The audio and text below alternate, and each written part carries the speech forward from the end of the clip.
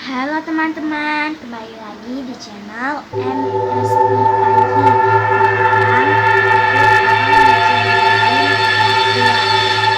Jadi kemarin kan abis nyeritain tentang lantai 2. Dari lantai 2 sekarang kisah lanjutannya adalah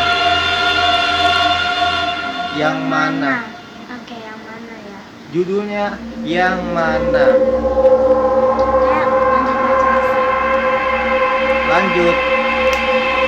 Ntar filmnya ada di sini. Baca.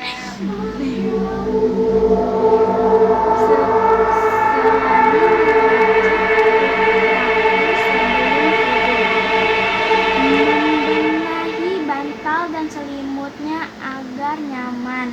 Anakku merengek katanya, "Ayah, tolong periksa apakah ada hantu di bawah kolong tempat Jadinya itu." Dia tuh kayak merasa di bawah tempat tidurnya itu kayak ada sesuatu gitu, ada setan, ada hantu. ada makhluk gaib. Pokoknya dia tuh mengecek, si ayahnya mengecek putranya sebelum tidur dan membenahi bantal, terus ngecek ke bawah nih, ngecek bawah kolong ranjang ada hantu apa enggak.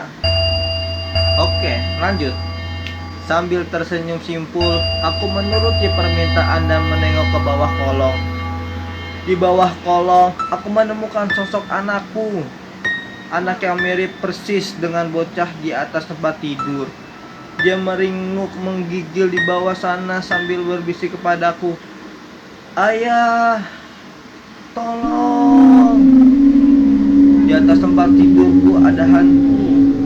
Jadinya tuh si anak ini tuh minta tolong pada ayahnya.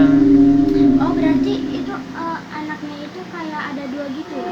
Iya, anaknya tuh ada dua di atas ranjang, sama yang di bawah ranjang. Di atas ranjang itu hantunya. Anak aslinya tuh berada di bawah ranjang. Kayak Oke, lanjut aja.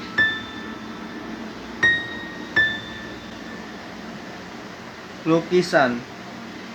Nah, tadi masih gitu doang ceritanya. Gak lucu. Lanjut. Yang judul ketiga, lukisan. Ada seseorang pemburu yang berada di tengah hutan lebat. Setelah kelelahan berburu sepanjang hari, hari sudah senja dan karena ia kehilangan sebagian peralatannya, sang pemburu terpaksa harus bermalam di hutan. Ia pun mencari tempat yang bisa dijadikannya persinggahan. Setelah berjalan lama, 1 jam menemukan gubuk tua dan berpenghuni. Wow, Oh, hubungan itu penghuni. hah? Apaan? Gubuk itu bukan penghuni. Gubuk itu kayak rumah. Iya, Iya, rumah tua pokoknya. Cari aja di Google, coba kayak cari gubuk. Pintu gubuk itu terbuka sehingga ia dapat masuk dengan mudah.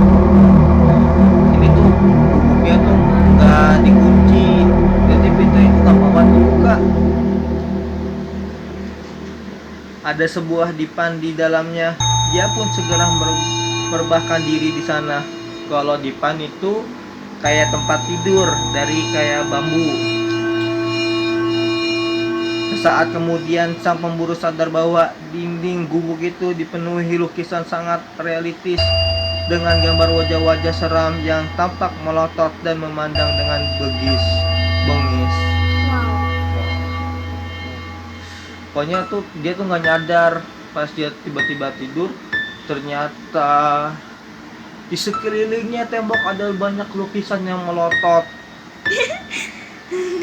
dengan wajah yang bengis, seram dan bengis. Begitu detailnya sampai lukisan itu terlihat nyata. Pokoknya tuh benar-benar lukisan itu serem banget sampai kayak nyata-nyata biji lah. nyaman. Namun saking letihnya melihat untuk mengacuhkannya dan tidur menghadap tembok. Oh, jadi itu itu dia kayak ketakutan gitu. saking takutnya si pemburu ini tidurnya tuh ngadep tembok, nggak berani ngadep ke lukisan.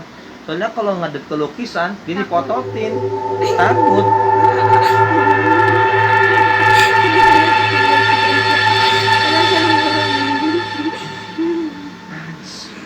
Nggak lucu.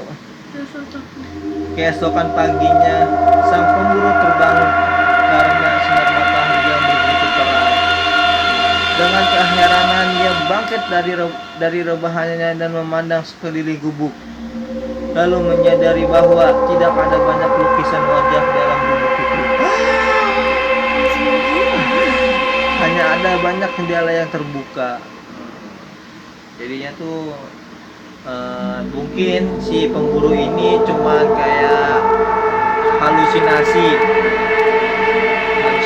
kayaknya, saking capeknya si pemburu ini sampai jangan nyari gubuk terus dapat kayak tempat tiduran, tempat rebahan. Terus saking capeknya mungkin sampai berhalusinasi bahwasanya di sekeliling gubuk itu tuh banyak lukisan yang melotot, yang seram dan berbuka bengis. Kayak serem banget, pokoknya dia sampai dia nggak bisa nahan takut, sampai dia tidur itu sambil ini apa namanya, ngadep tembok tidurnya. Tahu-taunya pas dia kebangun karena matahari sudah terbit, akhirnya dia sadar bahwasanya di sekelilingnya tuh nggak ada apa-apaan, cuman ada jendela yang terbuka doang. Ya paham. Lanjut.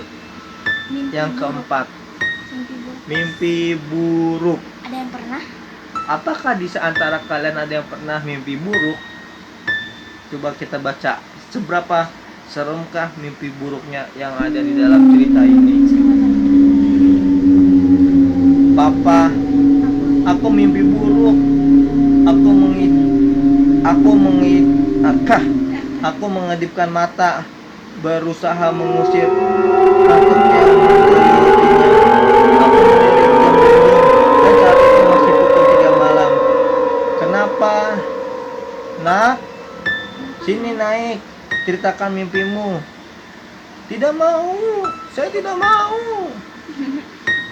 Kejanggalan situasi itu membuatku terjaga penuh. Sosok pucat anakku samar-samar melihat dalam kamarku yang gelap. Kok tidak mau, Nak?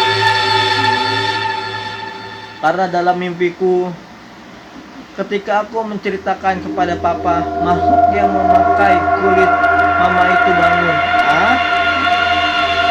Makhluk yang memakai kulit Mama itu bangun. Bisiknya irinya gak nyambung. Gak tahu. Adikku mencelos. Aku terkesiap selama beberapa saat. Aku mematung. Jantung berdebar hebat. Mataku tak bisa berhenti menatap sosok anakku. Sedetik kemudian selimut di belakangku bergerak. Nggak ngerti.